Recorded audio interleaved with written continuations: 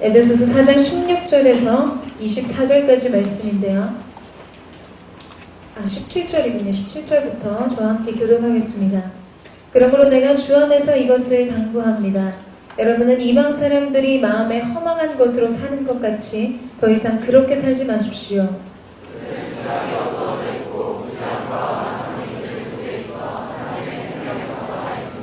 그들은 감각 없는 사람들이 돼 자신을 방탕에 내준 채 정욕으로 갖가지 더러운 일을 행했습니다.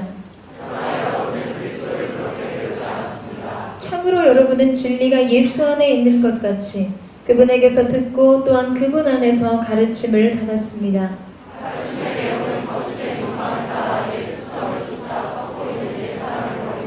심령으로 새롭게 돼 하나님을 따라 의와 진리의 거룩함으로 지으심을 받은 새 사람을 입으라는 것입니다. 아멘. 오늘도 우리 가운데 살아 역사하시는 주님을 찬양합니다. 우리 옆에 사람에게 함께 한번 인사했으면 좋겠는데요. 이 무슨 은혜입니까? 이렇게 인사하시겠어요? 네, 그리고 옆에 사람이 이렇게 대답하겠어요. 모든 것이 주님의 은혜입니다. 이렇게 대답하십시오. 네, 매일매일 우리가 살아 숨쉬고 또 하나님 앞에 이렇게 나와 예배한다는 것이 여러분 얼마나 큰 은혜인지를 우리의 영혼이 알게 되기를 원합니다. 특별히 오늘 하나님을 향해서 뜻을 정하는 사람에게 하나님께서 놀라운 하늘의 은혜를 부어주실 것입니다.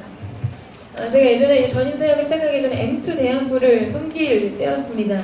새벽 예배를 섬기기 위해서 집을 나섰는데 여러분 이 새벽 시간이 좀 그렇잖아요. 5분만 일찍 일어나서 준비를 하면 좀 여유가 있는데 늘 그 5분 일찍 준비하는 것이 어렵더라고요. 그래서 그날도 헬멧만 안 썼지 거의 카레이싱을 할 준비를 다 갖추고 집을 나섰는데 그때 이제 당시 제가 타고 다녔던 이제 아반떼 옛날 모델이었었어요. 너무너무 급하게 뛰어내려가서 차의 문을 여는데 지금은 다 자동키지만 그때는 다 열쇠를 꽂아서 돌렸었거든요. 차 문이 안 열리는 거예요. 너무 급한데. 그러니까 이제 마음이 급해서 안 열리니까 이게 막 정말 구멍을 쑤셔가지고 돌려가지고 차의 문을 열었어요. 차의 문을 열어서 차의 시동을 켜야 되는데 시동에다가 키를 꽂고 잘 들어가지도 않는데 돌려도 이게 안 돌아가는 거예요. 그래서 거의 방언을 하면서 키를 돌리는 순간 차의 시동이 걸렸습니다. 그리고 제가 이제 후진을 하려고 백미러를 보는 순간 너무너무 소스라치게 놀랐어요. 왜냐면 백미러 한켠에 아주 너무나 귀여운 헬로우키티 스티커가 붙어있는 것이었어요. 근데 이게 무엇을 의미하는가? 이건 제 차가 아님을 의미합니다. 제가 제 차를 그 차를 돌려보니까 옆에 키티 쿠션, 시트도 다 키티, 헬로우키티, 모든 게 헬로우키티인 거예요. 제 차가 아닌 거. 저는 너무너무 놀랐어요. 조심스럽게 차에서 내려서 보니까 그 옆에 투박하고 아주 건조해 보이는 저의 흰색 아반떼가 주인을 기다리고 있었습니다. 제가 제 열쇠를 손에 들인 열쇠를 내려다 봤어요. 굉장히 기이한 일이죠. 영화에나 나올 법한 일이었어요. 그래서 그날 이제 새벽에 설교를 하는데 설교 주제가 바뀌었습니다. 구하라 그리하면 주실 것을 찾으라 그리하면 열리고 문을 두드리라 그리하면 너희에게 열릴 것이니. 네.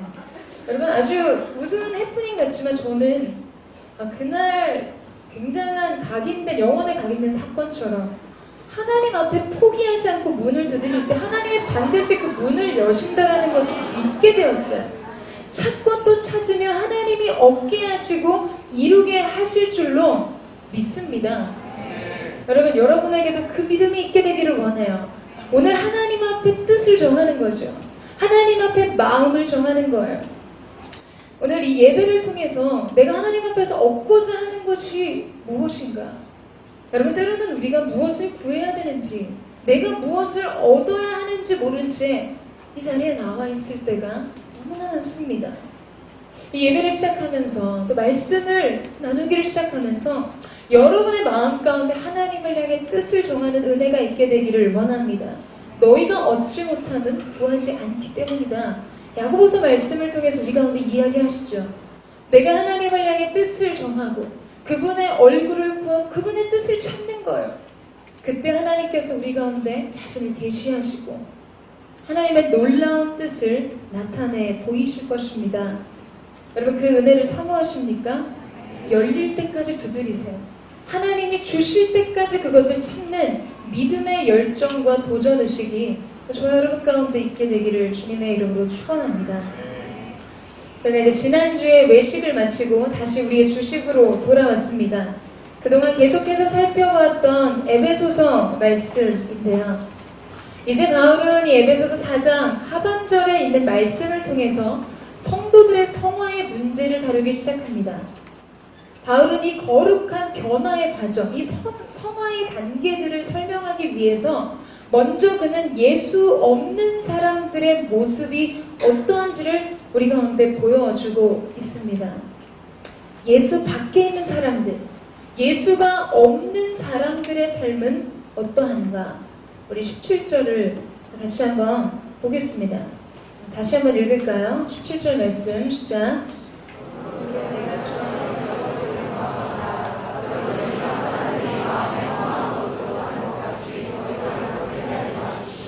네, 여기서 허망하다라는 뜻은 이 방향이 없다는 뜻이에요. 목적과 목표가 없다는 뜻입니다. 여러분, 예수가 없는 사람들의 마음에는 방향이 없습니다. 놀라지 마세요. 지금 이 사도 바울은 이 말씀을 성도들을 향해서 권면하고 있다는 것이죠. 우리가 생각하기에 교회를 다니고 크리스찬이라고 말하는 사람들의 가슴 속에, 그들의 심령 속에도 예수가 없을 수 있다는 것이죠. 마치 이방인의 삶들과 같은 그러한 삶을 너희는 살지 말라. 곧 예수 없는 사람들의 모습이 믿는 자의 삶의 모습 속에 너무나 많이 드러나기 때문에, 그리고 그로 인해 마음의 방향과 목적 없이 망망대해를 표류하는 배처럼 살아가고 있는 하나님의 사람들이 있다는 것입니다. 어쩔 줄 몰라 하는 거예요. 방향이 없기 때문에, 목적과 목표가 없기 때문에 우리의 영혼은 그렇게 표류할 때가 있습니다. 여러분, 예수님은 우리 인생의 표대이며 좌표이십니다. 그것을 믿으십니까? 우리는 그분을 바라보며 자라납니다. 그분은 우리의 인생의 방향이자 목적이자 우리의 삶의 목표라는 거예요. 인생의 나침판과 같은 분이십니다. 그래서 여러분, 우리는 예수가 없으면, 예수님이 우리의 심령과 우리의 인생 가운데 계시지 않으면 마음의 길을 잃게 되어 있어요. 인생의 길을 잃어버리게 되어 있습니다. 굉장히 유명한 문해 평론가가 현대인의 정신 문화에 대해서 이야기할 때 그런 이야기를 한 적이 있어요. 현대의 문화는 많은 수단과 방법은 개발했지만 목적과 목표를 개발하지는 못했다라는 이야기를 했습니다. 여러분, 잘 살기 위한 수단과 방법은 잘 고안해냈다는 거예요. 우리가 이 세대 안에서 잘 이야기하고 있는, 마치 그렇게 사용하고 있는 웰빙이라는 단어, 잘 살기, 건강한 삶을 위한 방법과 수단들은 잘 고안해냈지만, 개발해냈지만 인간의 본질적인 삶의 목적과 목표를 제시하는 일에는 이 시대와 세대가 실패했다는 거죠. 여러분, 여러분의 인생 안에 내가 잘 살아내기 위한, 내가 조금 더 유익하고 편안한 삶을 위한 방법과 수단은 있지만, 여러분의 인생 안에 여러분이 바라보고 달려가야 할 목적과 목표와 생의 의미를 가지고 살고 있는가, 우리가 그것을 먼저 보아야 한다는 것이죠. 제가 양재에서 이제 여호수아를 섬길 때 서빙고에서 이제 집회를 다 마치고 이 비전홀에서 예배를 마치고 집에 가는데 한참 이렇게 곰곰이 생각에 빠진 적이 있었어요. 운전을 하고 강변북로를 달려서 한참을 가는데 어느 순간 문득 눈을 제대로 정신을 차려보니까 제 앞에 예수님이 서 계신 거예요. 양재 성전 앞에 도착한 거죠. 예수님이 맞아주시잖아요. 대형 예수님이 맞아주시잖아요. 양재가 집이 아니, 저 도남동 살거든요. 서빙고에서 집회에 맞춰서 집에 가려면 집에 가면 되는데, 딴 생각을 이제 곰곰이 빠져 있다가 양재에 가게 된 거죠. 방향을 잘못 잡아서 양재에 갔어요. 학창시절에 한 선생님이 제 동생은 똘똘이라고 부르시고 저는 골똘이라고 부르셨거든요. 생각에 빠지면 약간 골똘해지는 편이에요. 그날 얼마나 억울했는지, 피곤해서 빨리 가서 씻고 새벽 예배 준비하고 자야 되는데 생뚱맞게 양지에 가서 예수님과 마주하는 시간을 보내게 된 거죠. 여러분, 목적지에 도달할 수 있는 수단과 방법, 자원이 있다 하더라도 방향이 없으면 그 길은 잘못 들어선 길이 된다는 거예요. 우리의 방향은 예수 그리스도이십니다. 예수를 바라보면 나아가야 하는 것이죠. 우리 안에 어떠한 자원과 능력과 방법과 기획과 재능이 있을지라도 우리 안에 예수 그리스도라는 표대와 그리스도라는 방향성을 잃어버린다면, 이 생의 의미와 목적과 목표를 잃어버린다면 여러분, 우리는 잘못된 길을 질주하게 된다는 거예요. 예수를 바라보며 나아가야 합니다. 사람은요, 시선이 머무는 곳으로 움직이게 되어 있어요. 얼마 전에 저희가 리더십 모임 대신에 이 교회 옆에 축구장이랑 농구장이 있는 거 아시죠? 농장이라고 얘기할 뻔했어요. 농구장이랑 축구장이 있었는데 저희가 저녁 시간에 거기를 빌려서 그 야간 조명을 다 켜고 운동회를 한 적이 있었습니다. 자매 축구가 얼마나 재밌었는지 몰라요. 그날 형제 MVP가 박희강 형제였고 자매가 박정아였습니다.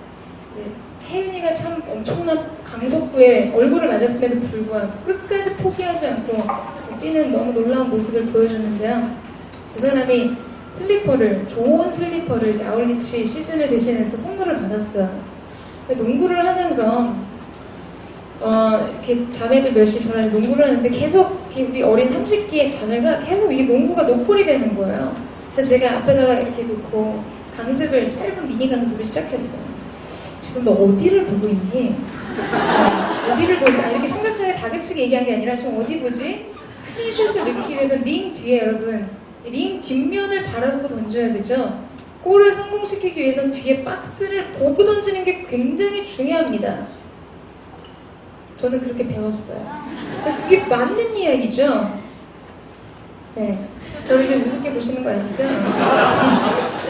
네, 여러분, 왜 그것이 중요한가? 시선이 머무는 곳에 방향이 생긴다는 거예요. 우리의 삶 가운데 우리가 무엇을 바라보는가, 그때 우리의 삶에 있는 능력과 힘의 원천들이 정말 골인할 수 있는 정확한 방향과 정확한 곳으로 움직이게 된다는 것이죠. 우리가 믿음의 주여 온전케 하신 이 예수를 바라보자. 왜 이 말씀을 선포하고 이것이 우리의 인생 가운데 왜 중요한가? 우리가 그렇게 주님을 바라보면 우리의 영혼과 육체와 모든 것이 그분을 향해 가기 때문입니다. 그분의 크기로 자랑해 나기 때문이고 그분을 닮아가기 때문인 것이죠. 여러분, 마음의 방향과 목적 없이 표류하는 이 허망한 마음을 버리고 인생의 표대가 되신 예수 그리스도를 바라보는 은혜가 있게 되기를 주님의 이름으로 축원합니다. 그 영혼의 방향을 갖고 인생을 살아가는, 인생의 목적과 목표를 갖고 달려가는 하나님의 사람 되시기를 주님의 이름으로 축원합니다. 그런데 이 사도 바울의 권면과 같이 이러한 허망한 마음에서부터 우리가 벗어나지 못하게 되면 그 다음 단계의 이방인의 삶의 모습으로 진행이 되는 거죠. 마치 영혼의 병이 깊어지는 것처럼 다음 단계가 시작됩니다. 그것을 바로 18절 말씀에서 우리 가운데 말해주고 있습니다. 18절 말씀 같이 한번 읽어볼까요? 18절 시작.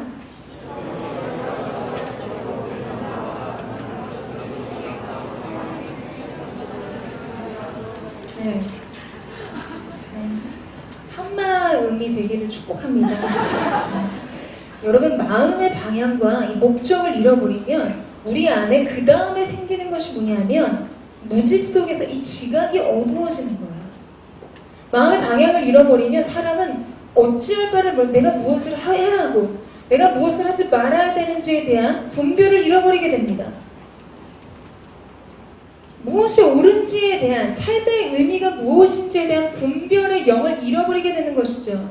여러분, 이 시대가 얼마나 많은 지식의 양이 넘쳐나는지 몰라요. 그러나 우리의 시대가 상실하는 것은 무엇인가? 지혜입니다. 여러분, 지식이라는 것은 그냥 단순한 사물에 대한 어떤 정보라면 이 지혜라는 것은 그것을 사용할 수 있는 방법과 같은 것이죠. 이 세대를 살아가는 우리에게 여러분, 지식이 부족하다고 생각하세요? 우리에게 지식이 부족하다고 생각하십니까? 오히려 지식과 정보는 넘쳐나요. 정보의 홍수 시대 속에 살아갑니다. 근데 이 넘쳐나는 지식과 정보의 홍수 속에서 성공하는 사람 누구인가? 모두에게 주어진 정보를 어떻게 사용하는지를 아는 사람에게 성공의 열쇠가 있는 것이죠. 그만큼 우리의 세대 가운데 중요한 것, 필요한 것은 지식이 아닌 지혜라는 거예요. 모두에게 개방되어 있는 이 지식에 대한 정보를 어떻게 활용할까? 누가 먼저 그것을 취하여 적용할 건가? 이것이 인생의 길을 굉장히 다르게 하는 세대 안에 살고 있습니다. 여러분, 지혜가 부족한 시대 안에 우리에게 가장 필요한 것이 지혜인 세대 안에서 우리가 살고 있는 것이죠. 근데 지식은 많은데 지혜가 왜 부족해지는가? 그것이 우리 안에 남겨진 숙제입니다. 성경은 분명하게 이 부분에 대해서 우리 가운데 이야기하시죠. 성경은 지혜를 말할 때 항상 무엇과 함께 이야기하는데, 여러분, 성경이 지혜에 대해서 말하면서 항상 같이 이야기하는 게 뭐라고 생각하세요? 떠오르는 굉장히 우리가 잘 암송하는 말씀이기도 한데요. 생각나시는 말씀이 있으십니까? 네? 네. 방언으로 지금 막 얘기하시는 것 같아요. 여호와를 경외하는 것이 너희 지혜의 근본이다. 너희 지식의 근본은 하나님을 아는 것, 그것이 너희 인생의 지혜라고 말씀하고 계십니다. 여러분, 왜 그것이 우리의 인생의 지혜가 될까요? 모두에게 있는 어떤 그 지식의 원천을 사용할 수 있는 능력이 어떻게 여호와를 경외하는 것과 지혜가 무슨 상관이 있는가? 여러분, 우리가 누군가를 굉장히 존경하고 존중하게 되면 어떠한 일을 선택하고 결정할 때 그 사람의 의견과 조언을 구하게 됩니다. 그리고 그 사람이 굉장한 그쪽의 전문가이고 권위자이면 그 사람의 조언대로 행하기까지 하죠. 왜 여호와를 경외하는 것이 지혜의 본질인가? 지식의 근본인가? 여러분, 그것은 우리가 하나님을 경외하면 하나님의 우리 인생의 모든 걸음을 하나님께 묻고 하나님의 마음을 가장 존중하게 되기 때문이라는 거죠. 주님께 의탁된 길에는 결코 실패가 없기 때문입니다. 그렇기 때문에 여호와를 경외하고 그로 인해 하나님 앞에 인생의 길을 묻고 하나님의 뜻과 하나님의 의중을 묻는 자에게는 지혜를 얻게 되고 지혜의 길을 가게 되는 것입니다. 여러분, 여러분의 인생에 나는 좀 어두운 것 같다. 한글 개역 개정을 보면 총명이 어두워진 이라고 표현되어 있는, 난 총명이 별로 없는 것, 총기가 별로 없는 사람인 것 같지만 여러분, 인생의 지혜는 하나님을 경외하는 것에 있습니다. 근데 우리가 우리의 마음의 목표와 우리의 마음의 방향을 잃어버리면 이 지혜를 잃어버리게 된다는 거예요. 우리의 지각이 어두워지게 된다라고 이야기하고 있습니다. 동의하고 있는 거예요. 맞다라고 지금 강력한 사인이 맞죠? 네. 이렇게 마음의 방향을 잃고 총명이 어두워지고 마음이 완악해진 사람, 이 마음이 굳어진 사람에게 주어지는 결과를 성경 오늘 본문에서 뭐라고 표현하고 있냐면 생명으로부터 끊어지는 것입니다 라고 이야기하고 있어요. 여러분, 하나님의 생명으로부터 끊어지는 것입니다. 하나님과 상관없는 삶을 살게 되는 것이죠. 우리가 연합해야 되는 것과는 분리되고 우리가 분리되어야 하는 것과는 연합하는 일들이 일어나게 되는 거예요. 이번에 이제 저희는 이스라엘 들어가는데 이스라엘 사람들에게 가장 큰 욕이 여러분 뭔지 아십니까? 뭔지 아세요? 제가 이렇게 설교 시간에 욕을 물어봐서 죄송한데요. 가장 큰 욕이 하나님 없는 사람이에요. 너는 하나님 없는 사람이다. 그래서 우리가 다윗의 시편을 보면 탐원의 시, 탄식의 시에서 다윗이 뭐라 그러냐면 저들이 나보러 하는 이야기가 너의 하나님이 어디 있느냐? 눈물이 주야로 내 양식이 되었습니다. 다윗의 말이 여러분 그게 다른 게 아니라 사람들이 다윗 보고 너 하나님 없는 사람, 너를 도울 하나님이 없는 사람, 네가 붙들 하나님이 없는 사람이라고 욕하고 있는 거예요. 그를 도우시는 하나님의 사람이요 그가 붙들어야 될 하나님의 없는 인생이 사람을 가장 비참하게 만드는 것이죠. 여러분, 정말 재앙 같은 건 뭔지 아십니까? 그것이 나의 비참함인 줄을 모르고 사는 거, 그것이 내 인생의 가장 큰 절망인지를 모르고 사는 것이 더 엄청난 재앙이라는 거예요. 하나님 없는 인생이 나의 삶을 가장 비참하게 만들고 내가 그와 연합하지 못한 나의 분리된 삶이 가장 절망적인 삶이라는 것을 모르는 인생, 이것이 완악함이고 이것이 영적인 무지인 것이죠. 여러분, 우리가 주님 앞에 우리의 마음이 깨어지고 하나님을 찾고 찾는 은혜가 있게 되기를 원합니다. 언젠가 한강 둔치에서 연 날리기를 한 적이 있었어요. 바람이 좋아서 연을 사다가 연을 띄웠습니다. 한참 이 연을 재밌게 날리고 있었는데 문득 그런 생각이 드는 거예요. 연의 입장으로는 내가 되게 약오르겠다, 이런 생각이 드는 거죠. 여러분, 그 연줄이 굉장히 길잖아요. 그래서 바람을 잘 타면 정말 되게 멋있습니다. 연이 멋있어요. 이 또 방패연과 가오리 연의 여러분이 쓰는 언어로 간지가 되게 다르거든요. 제가 그냥 이제 가오리 연을 사가지고 날렸는데 그 꼬리를 흔들면서 하늘을 막 나는 모습 너무 멋있었어요. 근데 제가 줄을 감으면 어쨌든 내려와야 되고 제가 가지고 뛰어다니면 움직여야 되니까 참 입장을 바꿔서 생각하면 좀 약오르겠다, 이런 생각이 들었었어요. 그런데 그런 생각을 하던 중에 저와 힘겨루기를 하는 그런 상황에서 연줄이 툭 하고 끊어졌어요. 여러분, 그때를 이제 놓칠세라 이 자유를 얻은 연이 하늘을 향해서 날아오르기 시작합니다. 근데 오래가지 않아요. 자유를 얻은 것 같아 보였지만 이내 바람에 휘청거리면서 계속해서 땅바닥에 곤두박질 치기 시작하죠. 그래서 강바닥에 그냥 널브러져 아주 축축하게 퍼져 버렸습니다. 여러분, 우리의 삶 가운데 특히 이스라엘을 살아가는 대학생으로서, 청년으로서 여러분의 삶 속에서 포도나무여, 나는 포도나무에 너희는 가지니 나를 떠나서는 너희가 아무것도 할 수 없다. 이거 하지 마. 하나님 기뻐하시지 않아. 이거는 해야 해. 말씀과 기도의 자리로 나아가라. 여러분, 이런 도전해야 하는 수많은 이야기들과 하지 말아야 되는 수많은 이야기들이 여러분을 굉장히 갑갑하게 만들지 않습니까? 그러한 일들 속에서 나는 마치 자유를 잃어버린 사람처럼 내가 원하는 창공, 내가 재밌어하는 일들을 하지 못하는, 내가 날고 싶은데 날개를 꺾인 것 같은 마음으로 때로 하나님의 시선과 하나님으로부터 벗어나고 싶어 할 때가 생긴다는 거죠. 여러분, 그러나 그 결과는 제가 본 연처럼 축축하게 젖어서 강바닥에 널브러진 연처럼 아무것도 아닌 것이 됩니다. 우리가 하나님으로부터 분리되고 하나님으로부터 벗어나는 순간, 여러분, 이 지금 얘가 뭐죠? 배너인가요? 이 배너가 저기 붙어있을 때 마치 자기가 두 팔을 벌려 십자가에 못 박혀 있는 것처럼 양쪽에 매달려 있는 기분이었겠지만, 여러분, 저 찍찍이라고 하나 테이프라고 하나, 어쨌든 저것과 분리되는 순간 이렇게 비참해진다는 거죠. 여러분, 하나님과 나와의 관계 속에서도 내가 주님께 붙어있을 때 그것이 우리의 영광이라는 거예요. 내가 주님께 붙어있을 때 그것이 우리의 생명이라는 것입니다. 내가 주님 안에 있을 때 우리의 인생에 얻어야 될 열매를 얻는 영광의 시간이 주어진다는 것이죠. 사랑하는 여러분, 저는 여러분이 주께 붙어있는 자가 되기를 축원합니다. 그 관계는 우리에게 하늘을 날아오게 하는 생명의 줄이요, 진정한 구속의 자유를 주는 은총의 본체가 될 것입니다. 그 은혜 안에 서세요. 주님께로 달려가서 더 가까이, 내 사모하는 주님께로 더 가까이 주님 안에 거하는 은혜가 있게 되기를 원합니다. 그런데 자신의 마음을 돌이키지 않은 사람들은 이제 하나님의 생명에서 떠나서 이제 감각이 없는 자가 됐다라고 이야기합니다.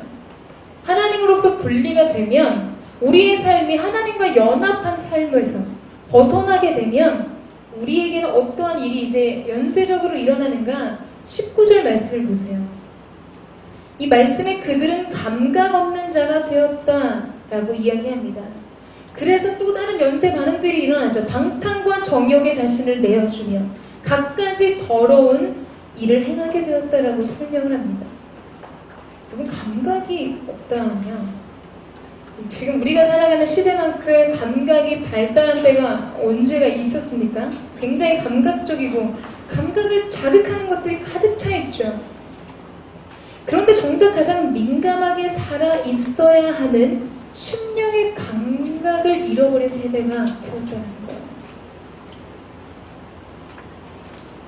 여러분, 이제 우리 터치하는 이 핸드폰, 뭐 아이패드 뭐 이런 것만 봐도 터치의 속도가 되게 중요하죠. 이 감각의 터치를 통해서 모든 걸 하는 이런 세대 안에 사는데, 정작 심령의 터치는 무감해진, 감각을 잃어버린 세대 안에 저희가 살고 있다는 거죠. 그리고 저는 이제 예배인도 하고 기타를 치기 때문에 손에 굳은 살이 굉장히 단단히 박혀 있습니다. 최근에는 이제 예배인도 좀 덜해서, 지난주 화성에 오랜만에 이제 기타 잡으니까 손이 막 아프더라고요. 굳은 살이 많이 벗겨져가지고 그러긴 했는데, 이제 여호수아 뭐 있을 때나 이전에 찬양회도 많이 할 때는 하루에 일주일에, 하루는 아니고 일주일에 한 10번, 진짜 많으면 20번씩 찬양회도 할 때가 있었어요. 그래서 지금 이 손가락이 내 손가락인지 네 손가락인지 잘 모를 때가 있어요. 얼굴 만져도 감각이 없고 뭐 어디에 뭐 붙었다 그래도 만지면 잘 느껴지지 않을 정도로 굉장히 굳은 살이 많이 박혀 있었습니다. 제가 이제 수지침을 배웠었어요. 그래서 몸이 안 좋으면 스스로 놓고 수지침을 놓기도 하고, 주변에 이제 아우리치 같은 때 좀 힘들다 그러면 바로 쑤셔주기도 하고 그랬습니다. 부모님도 아들이고 그랬는데, 제가 오늘 수지침을 가지고 왔어요. 여러분, 손가락이 얼마나 예민한 부인 줄 아세요? 저희 체육 선생님은요, 고등학교 때 정말 고통스럽게 아이를 훈계한다는 이유로 이 손가락 끝을 자로 때리기로 했어요. 발바닥, 손가락 요 손 있는 데를 50cm 자로 때리는 그러한 형벌을 내리기도 했죠. 손가락 끝은 굉장히 예민합니다. 근데 오늘 제가 이제 기타를 쳐서 오랫동안 굳은 살이 배긴 곳에 삶의 이 말씀의 체험을 위해서 제가 직접 수지침으로 제 손가락에 침을 한번 놔보도록 할게요. 굉장히 장침을 가져왔다가 그건 좀 아닌 것 같아서 조금 작은 걸로 바꿔서 가져왔어요. 보이세요? 나오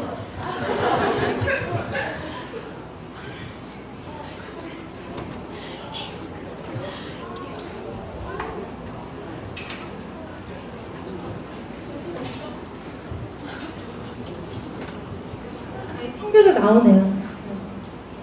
여러분 보이시나요? 침 보이세요? 원하시면 제가 직접 여러분 좀 놔드리도록 하겠습니다. 제가 이 침을 맞았을 때, 여러분 침을 맞았을 때 눈 하나 깜짝 안 하는 거 보셨죠? 누군가 여러분에게 한번 놔드릴까요? 누구 원하시는 분 손가락 주시면 저 놔드릴게요. 여러분, 제가 뭘 얘기하고 싶은 걸까요? 제가 왜 이러한 굉장히 엽기적인, 제가 무슨 촬영을 하는 것도 아니고 설교 시간에 침을 놓으면서까지 여러분에게 전달하고 싶은 메시지는 과연 무엇인가? 여러분, 우리의 마음이 이럴 때가 있다는 거예요. 하나님이 위로부터 부어주시는 은혜가 없어서인가? 아니라는 거죠. 엄청난 자극이 주어지고 엄청난 터치와 은혜가 위로부터 부어진다고 해서 여러분, 모든 것이 은혜가 되고 모든 것이 하나님의 만지심의 손길이 되지 않는다는 거예요. 여러분의 준비된 마음, 저와 여러분의 마음속에 오늘 사도 바울이 이야기한 것처럼 너희 마음이 감각을 잃어버린 자들이 되었다. 여러분, 은혜가 없다고 얘기하지 마십시오. 아무것도 느껴지지 않는다고 말하는 게 아니라는 거예요. 하나님이 왜 내게는 일하시지 않는가 원망하지 마십시오. 은혜가 없어서가 아니라, 은혜의 터치가 없어서가 아니라 그것을 느낄 수 있는 부드러운 심령이 우리 가운데 준비되어 있지 않기 때문입니다. 여러분, 밑 빠진 독에 물을 열심히 부어보세요. 물을 수축할 수가 없습니다. 저장할 수가 없어요. 영혼에 터진 웅덩이처럼 하나님의 만지심과 부으심과 은혜가 있지만 우리의 영혼이 깨어진 독과 같이, 우리의 영혼이 하나님 앞에 굳어진 마음의 밭과 같이 있다면 아무것도 느낄 수 없다라는 거예요. 그래서 여러분, 예레미야서의 주제의 가장 강력한 주제는 뭔가? 내가 너희에게 새로운 심령, 새 마음, 부드러운 마음을 부어주겠다. 이것이 예레미야에서의 본질적인 메시지죠. 우리 가운데 필요한 것이 여러분 무엇이라고 생각하십니까? 부드러운 마음이에요. 오늘 그리스도의 옷자락이 우리 가운데 덮여질 때, 하나님의 만짐의 손길이 우리 가운데 임할 때 내가 그것을 느끼고 반응할 수 있는 부드러운 심령의 소유자가 되는 것, 여러분 이것이 저와 여러분 가운데 너무나 중요한 것입니다. 이 굳어짐의 깊이가 깊을수록 감각의 기능 또한 떨어지게 되어 있어요. 아까 보셨죠? 하나 꽂았는데 침이 튕겨져 나오는 거 보세요. 때로는 말씀이 우리 가운데 주어질 때 말씀을 내가 거절하고 거부할 때가 있어요. 내가 원하는 메시지가 아니기 때문에. 나는 그만큼 반응하고 순종으로 믿음으로 나아갈 수 없기 때문에, 유보하고 싶기 때문에 말씀과 사랑을 거절할 때가 있는 것이죠. 여러분 오늘 저와 여러분 가운데 정말 하나님이 주시는 부드러운 심령, 하나님이 우리 가운데 부어주시는 주님의 만지심과 성령의 운행하심에 민감한 마음이 새로워지기를 주님의 이름으로 축원합니다. 어제와 오늘이 다른 주님 성령께서 역사하셔서 오늘 이 가운데 각 사람 가운데 부으시는 새 영의 고백이 있게 하여 주시옵소서. 그럼 이제 말씀의 전환이, 새로운 전환이 일어나죠. 20절에서 21절 말씀을 같이 한번 읽어보겠습니다. 20절에서 21절 말씀 시작.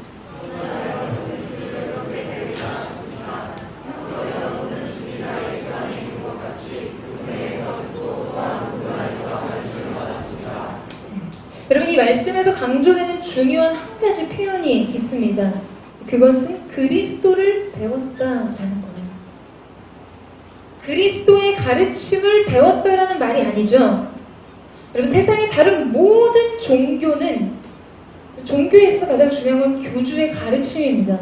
부처와 마호메트, 공자, 그들의 가르침을 배워서 내가 열반과 해탈에 이르기도 하고 성인의 삶을 살아가는 거죠. 그들 자체가 중요하진 않아요. 그러나 우리는 예수님의 가르침으로 구원을 얻는 것이 아니라 예수가 우리의 구원자라고 말하고 있다는 것이죠. 여러분 그것을 믿으시죠? 우리는 그리스도에 대한 어떠한 진리를 탐구하는 그 자체보다 그리스도를 체험하는 것이 필요합니다. 그리스도의 진리를 믿음으로 영생하는 것이 아니라 예수를 믿으면 영생이 주어진다라고 말씀하고 계세요. 여러분 그리스도를 배우는 삶이 중요한 거죠. 그리스도에 대한 아는 지식, 그리스도의 가르침을 아는 것이 아니라 그분을 아는 게 필요하다는 것. 내가 그분을 온몸으로 경험하는 것이 우리 가운데 필요하다는 것입니다. 여러분 저는 어저께 이제 말씀 준비하면서 그걸 너무나 사모했어요. 주님 오늘 우리가 그리스도, 오늘 이 회중사회를 거느시는 그리스도의 임재를 온몸으로 경험하고 우리의 영으로 부딪혀 경험하는 은혜가 있기를 원합니다. 한 사람 한 사람 주님 축복해 주시고 기름 부어 주십시오. 그 마음으로 말씀을 준비했습니다. 여러분 그것을 사모하십니까? 내가 예수를 만나는 것, 예수에 대한 이야기를 들은 사람이 아니라 예수를 만난 사람, 예수를 체험한 사람으로서의 인생을 사는 은혜가 우리 가운데 필요한 것이죠. 이렇게 예수 안에서 우리가 얻게 된 가르침이 있다라고 이야기해요. 예수 안에 있으면. 예수를 배운 자에게는 가르침이 주어지는데 이 그리스도를 배운다라는 것이 무엇인지에 대한 설명을 붙여놓고 있습니다. 22절 말씀을 한번 보시겠어요? 가르침의 내용은 거짓된 욕망을 따라 옛습성을 쫓아 썩고 있는 옛사람을 버리고 심령으로 새롭게 돼 하나님을 따라 의와 진리의 거룩함으로 지으심을 받은 새 사람을 입으라는 것입니다. 여러분 옛사람을 버리고 새 사람을 입으라고 이야기하고 있어요. 근데 저는 사도 바울이 의도적으로 이 의복에 대한 표현으로 이 말씀을 기록한 것에 뜻이 있다고 생각합니다. 여러분 우리는 우리의 육체를 위해서 날마다 옷을 갈아입죠. 누구도 어제 입은 옷으로 오늘 나를 치장하고 싶어 하지는 않습니다. 이틀 연속 입었는데 3일 또 입고 싶고 4일, 5일, 6일, 7일, 8일 계속 똑같은 옷을 입고 싶어 하지는 않아요. 물론 한 분이 계시죠.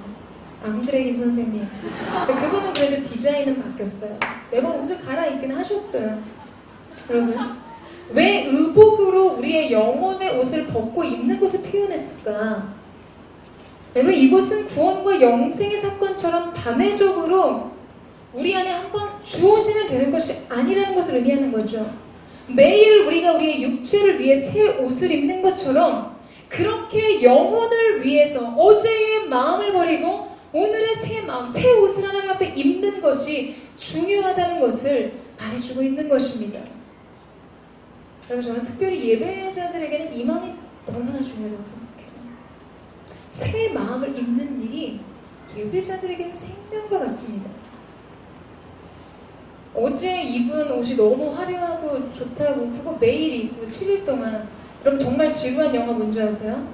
이성령이 아니라 이소룡 같이 노란색 추리닝 영화 처음부터 끝까지 똑같은 거 입고 나오면 재미없지 않습니까?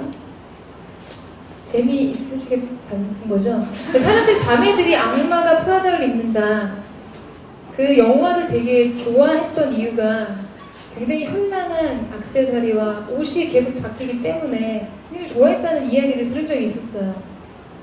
처음 볼 때만 좋지, 아무리 화려하고 아름다운 좋은 것이라 할지라도 맨날 똑같은 옷을 또 입게 되면 그것은 헛옷이 되고 좋지 않다는 거예요.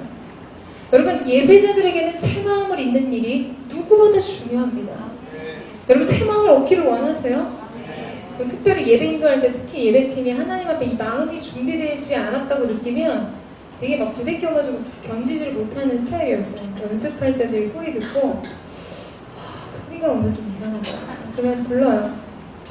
소리 느낌 왜 그러지? 무슨 일 있니? 그래서 그 소리의 느낌이 풀어질 때까지 같이 기도합니다. 그런 시간들이 있었어요. 앞에 찬양을 섬기고 나서 이렇게 들어오잖아요. 근데 이렇게 뭔가 찬양팀이 준비가 안 돼서 긴장감도 없고 하나님 앞에 살아있는 막 이 정말 목마름이 아니라 타서 죽을 것 같은 목마름이 느껴지지 않으면 M2 막 이렇게 할 때는 쪽지를 딱 돌립니다. 정신 차려. 이 쪽지가 이제 한 바퀴 쫙 돌려줘요. 막 때리기도 하고 그래서 정신 차려야지. 정신 차려야지. 예배팀이 이제 가끔 앞에 찬양하고 나면 풀어주게 되거든요. 가장 중요한 게 이제 메시지를 또 듣고 마지막 순간까지 예배의 흐름을 포기하면 안 되는데 약간 다 이루었다 이러고 약간 늘어지는 경향이 있기 때문에 쪽지를 써서 바로 돌리면 불꽃 같은 눈동자로 이제 막 돌리기 시작하죠. 그래서 MT에 있을 때는 찬양인도를 했는데 이제 라인업이 되잖아요. 로테이션을 도는데 회중에 있는 찬양팀이 예배 태도가 왜 저러지 이러면 그날 집합을 걸었어요. 근데 외부 공동체이기 때문에 장소가 없기 때문에 노래방 특실을 예약해서 2시간을 딱 걸어놓고 우리가 하나님 앞에 능력으로 사는 게 아니라 주님 앞에 태도로 사는 건데 우리가 이렇게 예배할 수 없다.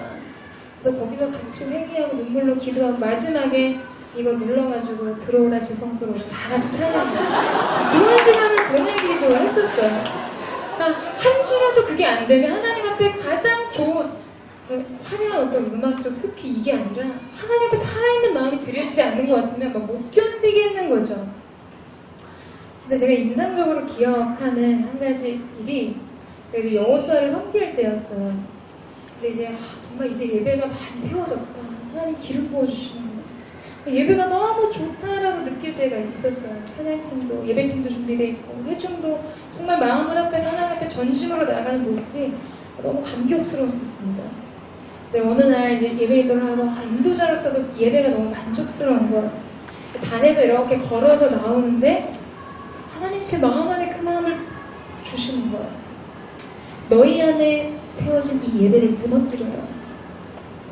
헐, 주님 이게 무슨 말입니까? 예배를 무너뜨리는 게 무슨 말입니까? 제가 그 찬양을 끝나고 들어와서 하나님께 질문했어요. 그때 하나님께서 주신 말씀은 이제 이 예배가 너무 좋고 기름 부으심이 있다고 어느 정도 영적인 경지에 올랐다고 느끼는 그 마음을 무너뜨리려는 거예요. 아무것도 없는 무의 상태, 예배 그 자체도 아닌 하나님만을 전적으로 기대하는 너희 안에 세워졌다고 느끼는 모든 것을 무너뜨려라. 아무것도 없는 터 위에서 다시금 하나님을 목마름으로 바라보고 갈망으로 주님을 구하라고 말씀하셨어요. 그래서 그날도 예배팀을 집합을 시켰습니다. 그 사람들이 우리 오늘 또 안 좋았나?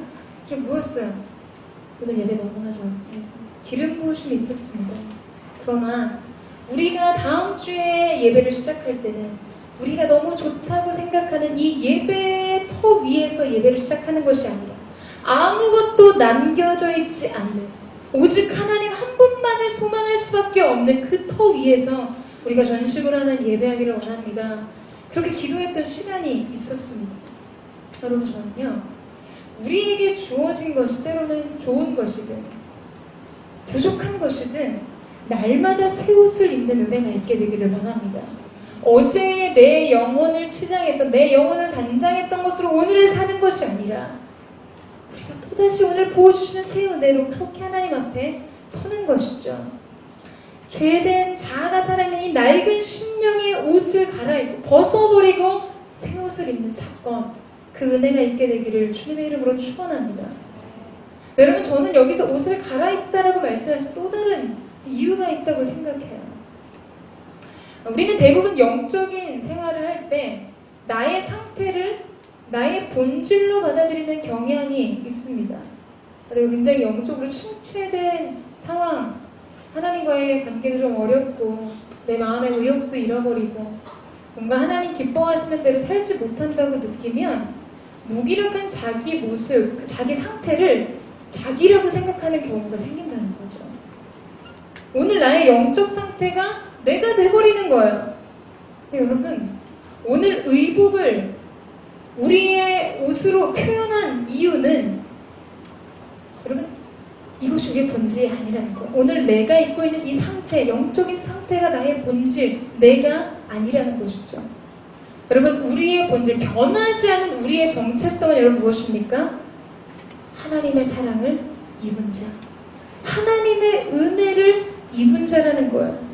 누구든지 그리스도 예수 안에 있으면 새로운 피조물이라. 보라, 이전 것은 지나갔을 때 새 것이 되었도다.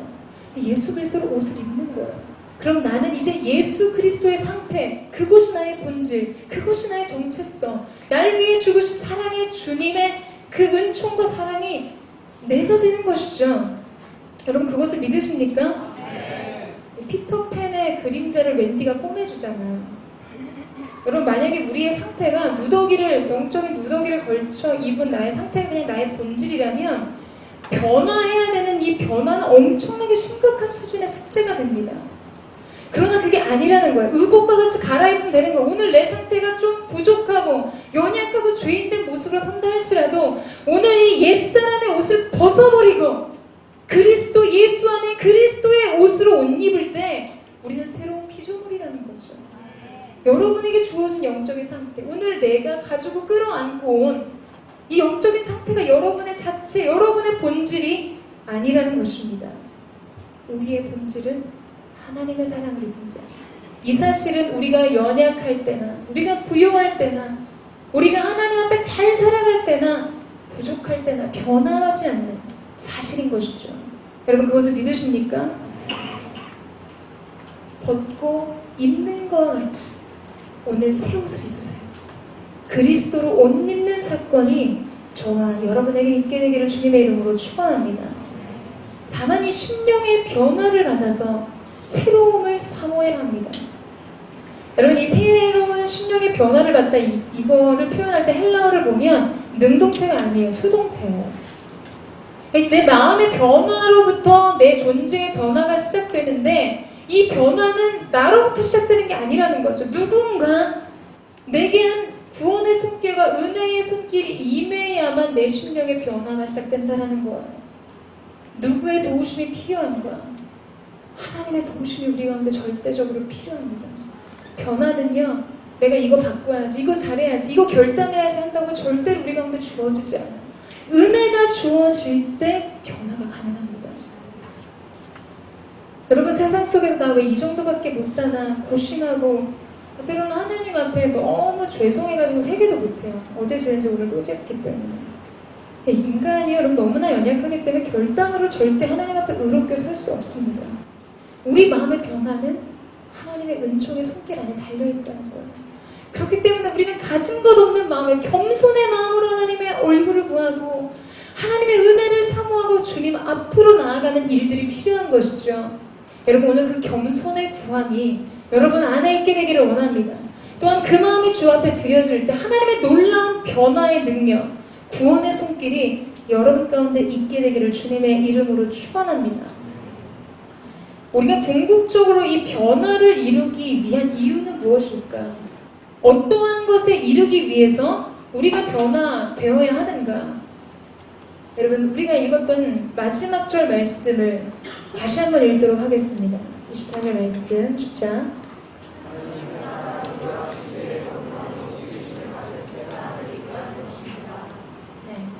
하나님을 따라 의와 진리의 거룩함으로. 여러분, 곧 이것은 무엇을 말하는가? 하나님을 따라 하나님과 같이 의와 거룩함, 진리를 가진 자, 곧 결론적으로 하나님의 형상을 회복하라는 말씀입니다. 여러분, 이 형상이라는 단어는 헬라어에 보면 아이콘이라는 뜻이에요.